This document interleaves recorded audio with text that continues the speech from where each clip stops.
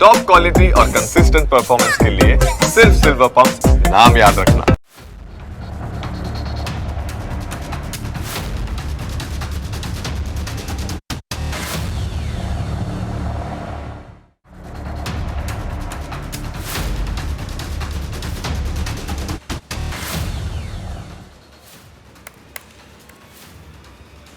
Break બાદ આપનું સ્વાગત છે. આપણા ગુજરાતમાં ચોમાસાની શરૂઆત થાય ને એટલે આખું રાજ્ય એક જ વ્યક્તિને સાંભળવા ઈચ્છે, તેમની પાસેથી જાણવા ઈચ્છે કે આકાશમાં વાદળો ક્યારે ઘેરાશે કે પછી પવન કઈ દિશામાં ફૂંકાશે. ગુજરાતના ખેડૂતો તેમની વાતને કાન સરવા કરીને સાંભળે છે. વાત અંબાલાલ પટેલની થઈ રહી છે, જેમને આખું ગુજરાત અંબાલાલ કાકા તરીકે સંબોધે છે. આ માત્ર એક નામ નથી, પરંતુ પાક્કો વિશ્વાસ છે. અંબાલાલ કાકાએ સોમવારે ગુજરાતના લોકોને આંચકો આપ્યો. તેમણે એવી ઘોષણા કરી કે હવેથી તેઓ આગાહીઓ નહીં કરે, તેઓ પોતાની મરજીથી આ નિર્ણય કરે તો સમજી શકાય, પરંતુ તેમના નિર્ણયને સમગ્ર ગુજરાત માથે લે. પરંતુ સચ્ચાઈ એ છે કે તેમને કમને આવો નિર્ણય કરવો પડ્યો છે. તેમના પર ખોટું દબાણ ઊભું કરવામાં આવ્યું, તેમના નામને લઈને ખોટો વિવાદ જગાવવાની કોશિશ કરવામાં આવી. સ્વાભાવિક રીતે વયોવૃદ્ધ વ્યક્તિ આ ઉંમરે શાંતિ ઝંખે. આમ પણ લડાઈ, માથાકૂટ, કકડાટ અને વિવાદોમાં સામેલ થવું એ અંબાલાલ કાકાની પ્રકૃતિ નથી, કેમ કે તેઓ તો સંસ્કૃતિના માનવી છે. સૌમ્ય પ્રકૃતિના અંબાલાલ કાકાએ વિવાદનો સામનો કરવો પડ્યો છે. વિજ્ઞાન જાથાના ચેરમેન એવા જયંત પંડ્યાએ અંબાલાલ કાકાને ટાર્ગેટ કર્યા. તેમણે માંગણી કરી છે કે ભારતીય જ્યોતિષ વિદ્યાના આધારે વરસાદની આગાહી કરનારાઓ સામે ગુનો નોંધવામાં આવે. તેમણે દલીલ કરી છે કે આગાહીકારોના પોકળ દાવા પર ભરોસો મૂકીને ખેડૂતોએ હોંશે હોંશે વાવણી કરી, પરંતુ વરસાદ ન પડતા કરોડોનું બિયારણ ધૂળમાં મળી ગયું. તમામ વર્તારા કરનારાઓ સદંતર નિષ્ફળ સાબિત થયા છે. એટલે જ હવે તેઓ માત્ર નવી નવી તારીખો આપી રહ્યા છે. વિજ્ઞાન જાથાનું કામ અંધશ્રદ્ધા અને વહેમો સામે લડવાનું છે. તેમનું કામ પરંપરાગત જ્ઞાનના આધારે આપવામાં આવેલા વર્તારા સામે મોરચો માંડવાનું નથી. પવનની દિશા, વાદળોનો રંગ, ગરમીનો પારો, વનસ્પતિના ચિહ્નો અને પશુ પક્ષીઓની ચેષ્ટાઓ જોઈને વરસાદનો અંદાજ લગાવો એ કોઈ જાદુ ટોણા કે અંધશ્રદ્ધા નથી. નક્ષત્રોના આધારે વરસાદ ક્યારે પડશે એની ગણતરી કરવી પણ અંધશ્રદ્ધા નથી. આ પૃથ્વી પર જ્યારે સેટેલાઇટ કે આધુનિક રડાર નહોતા ને, ત્યારે પણ આ દેશના ખેડૂતો આ જ પરંપરાગત જ્ઞાનના આધારે બમ્પર પાક લણતા હતા. દુનિયાનો એક વનલક્ષો નિયમ છે કે તમારી આસપાસ હંમેશા એવા લોકો ભટકતા રહેશે જેમને તમારા કામથી, તમારી સફળતાથી કે તમારી કુશળતાથી પેટમાં દુખતું હોય. આ એવા લોકો છે કે જેઓ ક્યારેય તમારી ઊંચાઈ સુધી પહોંચી શકતા નથી, તમારી સાથે તાલમેલ બેસાડી શકતા નથી. એટલે પછી તમને નાસીપાસ કરવા માટે જાત જાતના પેતરા રચવાનું શરૂ કરે છે. પણ અંબાલાલ કાકા, તમારી પાસે જે છે ને એ કોઈ અકસ્માત નથી, પરંતુ એક વરદાન છે, એક સિદ્ધિ છે. અને આ સિદ્ધિ મેળવવા માટે તમે જિંદગીના કેટલાય વર્ષો હોમી દીધા છે, ઘણો ત્યાગ કર્યો છે, માતાજીની ખૂબ ભક્તિ કરી હશે. આજે ટેકનોલોજીના જમાનામાં મોટી મોટી સ્ક્રીન સામે બેસીને વાતો કરવી બહુ સહેલી છે, પણ યાદ કરો એ સમય જ્યારે સેટેલાઇટના જોરે આગાહીઓ નહોતી થતી, હવામાન વિભાગના કમ્પ્યુટરો પણ ગોથા ખાઈ રહ્યા હતા. ત્યારથી આ દેશના ખેડૂતો અને સામાન્ય લોકોને આંખો મીંચીને ફક્ત તમારી વાતો પર ભરોસો હતો. જેમના મૂળિયા જનતાના વિશ્વાસમાં ઊંડા ઉતરેલા હોય એમને આવા પવનના વંટોળથી કોઈ ફરક ન પડવો જોઈએ. કાકા, તમારી સાધના અડીખમ છે અને લોકોનો એ જ જૂનો ભરોસો આજે પણ તમારી સૌથી મોટી તાકાત બન્યું છે. અંબાલાલ કાકાની અત્યાર સુધીની મોટાભાગની આગાહીઓ સાચી જ સાબિત થઈ છે. અને એટલે જ ગુજરાતના ખેડૂતો માટે અંબાલાલ એટલે ભરોસો છે એ સૂત્ર બની ગયું છે. એક સીધો અને આકરો સવાલ જયંત પંડ્યાને પણ પૂછવો પડે તેમ છે. હવે આટલા વર્ષોની સાધનામાં જો ક્યારેક એકાદ આગાહી આગી પાછી પણ થઈ હોય ને, તો જયંત પંડ્યા આખો વિવાદ ઊભો કરવાની જરૂર ક્યાં છે?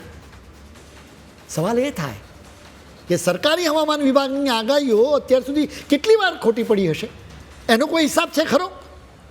ગુજરાતમાં તો એવી સ્થિતિ છે કે કોઈ માણસ ગપ્પુ મારે ને ત્યારે ખોટી વાતો કરતો હોય ત્યારે લોકો સહેજતાથી મેણું મારે કે હવામાન ખાતાની આગાહી જેવી વાતો ન કર. લોકમુખે ચડી ગયેલી આ કહેવત જ બતાવે છે કે હવામાન વિભાગની આગાહીઓ કેટલી વાર ઊંધી પડી છે. તો પછી સવાલ એ છે કે અત્યાર સુધી જયંત પંડ્યાએ ક્યારે હવામાન ખાતાની વિરુદ્ધમાં આવી રીતે બાયો કેમ નથી ચડાવી? ત્યાં કેમ કોઈ મોરચો નથી ખોલ્યો? જ્યારે કરોડોના બજેટ અને આધુનિક સેટેલાઇટ સાથે કામ કરતું આખું સરકારી તંત્ર થાપ ખાઈ શકતું હોય ત્યારે એક દેશી પદ્ધતિથી પોતાની કોઠા સૂઝતી આગાહી કરતા વડીલને એક ભૂલ પર આટલો હોબાળો મચાવવો બિલકુલ યોગ્ય નથી. ગુજરાતના ગામડે ગામડે જે ઘરોમાં 60 વર્ષથી વધુ ઉંમરના બા દાદા બેઠા હશે ને, એમના મોઢે અંબાલાલ કાકાનું નામ એક આદર સાથે લેવાતું હશે. અરે વડીલોની વાત તો બાજુ મૂકો, આજની સોશિયલ મીડિયા વાપરીને મોટી થયેલી જે જેનજી જનરેશન છે ને, એ અંબાલાલ કાકાનું નામ અને તેમની આગાહીઓ મોઢે યાદ કરી રહ્યું છે. આ કોઈ સામાન્ય પબ્લિસિટી નથી, આ વર્ષોની કમાણી છે. કોઈ 2-4 લોકો આવીને આંગળી ચીંધે અને આપણે આપણો રસ્તો બની નાખીએ, એ ઉત્તર ગુજરાતનું પાણી ન કહેવાય કાકા. તમારા લોહીમાં તો પથ્થરને પાટું મારીને પાણી કાઢવાનું ખમીન અને ખંત છે. એ જ અસલી જુસ્સો છે અને આ જ તમારી આંખોમાં દેખાઈ રહ્યો છે. લોકોનું કામ તો બોલવાનું છે ને એ તો બોલ્યા કરશે. એમના વેણથી હાથ થઈને બેસી જવાય નહીં. કાકા તમે તો દિલથી એકદમ ડોસલા યુવાન છો, જેમાં આજે નવી પેઢીને રસ્તો બતાવવાની તાકાત છે. અમારી આખી પેઢી તમને ફોલો કરે છે. તમારી દેશી પદ્ધતિની આગાહીઓને આજે દેશના મોટા મોટા વૈજ્ઞાનિકોની આગાહીઓની હરોળમાં મૂકવામાં આવે છે. અરે ત્યાં સુધી કે ગુજરાત સરકારના મોટા મોટા રાજકારણીઓ અને અધિકારીઓ જ્યારે ડિઝાસ્ટર મેનેજમેન્ટ કે વેધર વોચની ઓફિશિયલ મિટિંગ કરે ને, ત્યારે અંદરો અંદર પૂછે છે કે વૈજ્ઞાનિક આગાહીઓ તો ઠીક છે, પણ અંબાલાલ કાકા શું કહી રહ્યા છે? આ પૂછપરછ તમારી દાયકાઓની સાધના અને સિદ્ધિનું જીવતું જાગતું પ્રમાણપત્ર છે કાકા. એટલા માટે જ કહું છું કે સહેજ પણ હતોત્સાહી ન થાઓ. આ બધી વાતોને ખંખરીને ફેંકી દો અને બમણા વેગ અને જોશ સાથે ફરીથી તમારી આગાહીઓ શરૂ કરો. કારણ કે આખું ગુજરાત આજે પણ એક જ સુરે બોલે છે કે કાકાએ કહ્યું એટલે ફાઇનલ. આખું ગુજરાત તમારી પડખે છે કાકા. જયંત પંડ્યા દલીલ કરે છે કે ધર્મ નહીં પણ વિજ્ઞાન મુજબ જીવન જીવવું જોઈએ. એમને ખ્યાલ નથી કે આપણા હિન્દુ ધર્મમાં ધર્મ અને વિજ્ઞાનની વચ્ચે કોઈ જ ઘર્ષણ નથી. વારંવાર સવાલ કરવામાં આવતો હોય છે કે જ્યોતિષ ખરેખર સાયન્સ છે કે નહીં. એના સંબંધમાં અનેક દલીલો કરવામાં આવી રહી છે. જો કે કેટલીક ખાસ વાતો પ્રત્યે અમારે આજે તમારું ધ્યાન દોરવું છે. ફ્રાન્સના જાણીતા સાયકોલોજીસ્ટ મિશેલ ગોકલીને એક ઘટસ્ફોટ કર્યો હતો.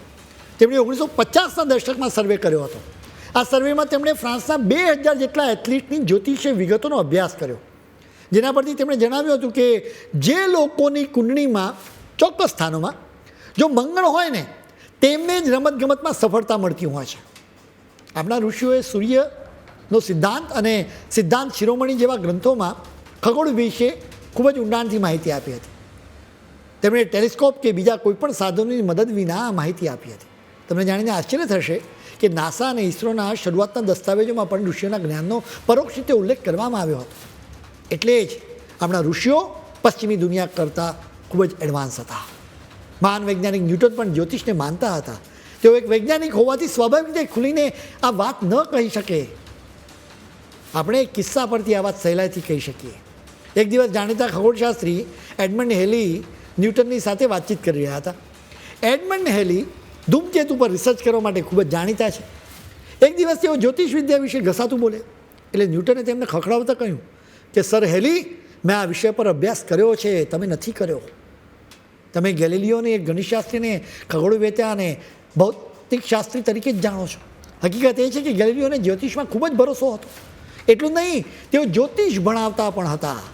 તેમણે પોતાની અને પોતાની દીકરીઓની કુંડળી પણ બનાવી હતી. આપણે માની શકીએ કે ગેલિલિયોની ખગોળ શોધ અને જ્યોતિષ વચ્ચે કોઈ કનેક્શન હોઈ શકે છે. જયંત પંડ્યા આવી હકીકતોને ધ્યાનમાં લેવી જોઈએ. આખી વાતનો સાર એ પણ છે કે આપણા પરંપરાગત જ્ઞાન પર વારંવાર પ્રહારો થતા આવ્યા છે. મુગલ કાળથી એની શરૂઆત થતી આવી છે. એના પછી અંગ્રેજોએ આપણી સનાતન સંસ્કૃતિના જ્ઞાન પર હુમલા કર્યા.